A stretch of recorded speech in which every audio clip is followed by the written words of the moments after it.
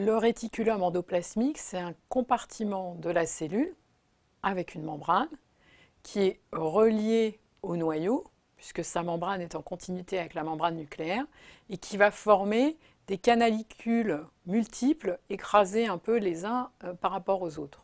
Le réticulum endoplasmique comprend deux parties, une partie dite rugueuse, parce que quand on le regarde au microscope, on va voir sur sa paroi des petits amas protéiques qui sont en fait des ribosomes, et une partie dite lisse, dans laquelle il n'y a pas ces ribosomes.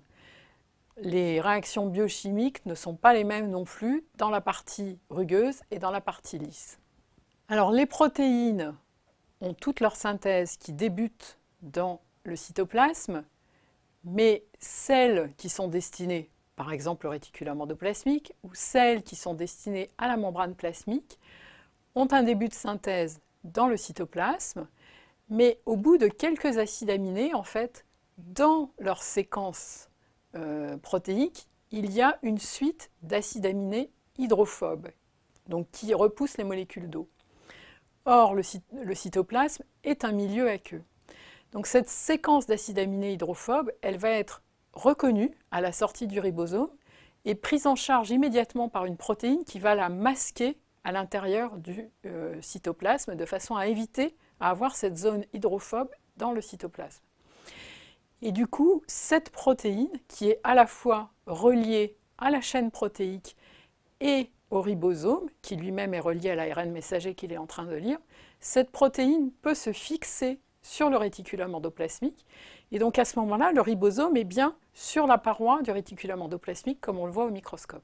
Ceci va induire la formation d'une espèce de canal dans la paroi du réticulum endoplasmique, qui est une bicouche lipidique comme la membrane plasmique.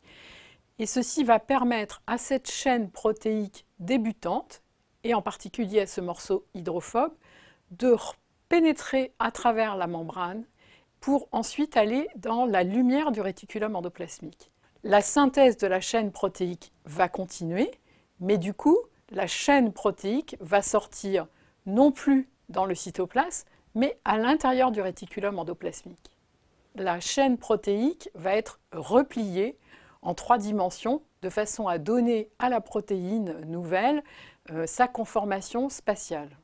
Les protéines qui sont synthétisées dans le réticulum endoplasmique vont être enrichies en sucres qui sont ajoutés sur les acides aminés, et ça n'est pas le cas des protéines qui sont totalement synthétisées dans le cytoplasme, qui elles ne comportent pas d'éléments sucrés. En même temps que la protéine est repliée et des sucres sont ajoutés sur cette séquence protéique, il y a aussi des enzymes qui sont là pour vérifier que tout ceci se passe correctement. On a un véritable contrôle qualité de la production des protéines, et si la protéine n'a pas été synthétisée correctement, ou les sucres qui ont été ajoutés ne l'ont pas été au bon endroit, ou cette protéine est mal repliée, il y a un système d'enzymes pour sortir cette protéine mal fichue du réticulum endoplasmique et retourner dans le cytoplasme, où elle va être recyclée en acides aminés et en sucres de base qui seront réutilisés pour une nouvelle synthèse.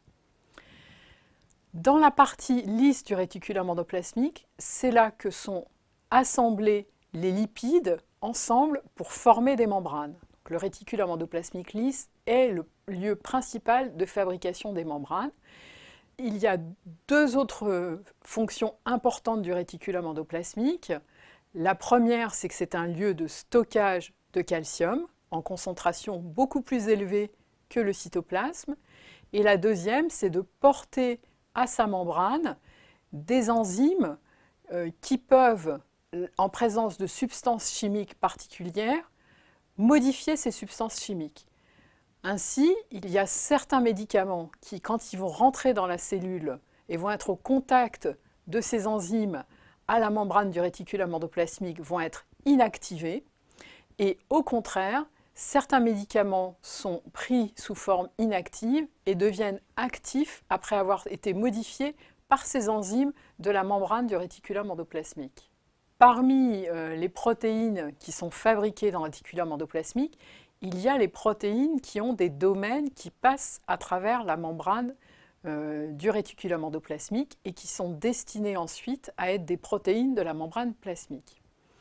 Parmi ces protéines, il y en a une très particulière qui s'appelle la protéine CFTR, pour Cystic Fibrosis Transmembrane Regulator, parce qu'elle a été découverte par des Canadiens dans les années 90. C'est cette protéine qui est en jeu dans une maladie génétique fréquente et très grave qui est la mucoviscidose. La mucoviscidose est une maladie génétique assez fréquente puisqu'elle touche une naissance sur 2500. Le gène CFTR code pour une protéine, qu'on appelle également CFTR, qui est une protéine de la membrane plasmique qui contient de multiples domaines à l'intérieur du cytoplasme, dans la membrane et à l'extérieur. Donc cette protéine a sa synthèse qui débute dans le cytoplasme, comme n'importe quelle protéine, et ensuite cette synthèse est poursuivie dans le réticulum endoplasmique. Comme elle possède un grand nombre de domaines à travers la membrane, il y a des problèmes de repliement très fréquents de cette protéine dans cette membrane.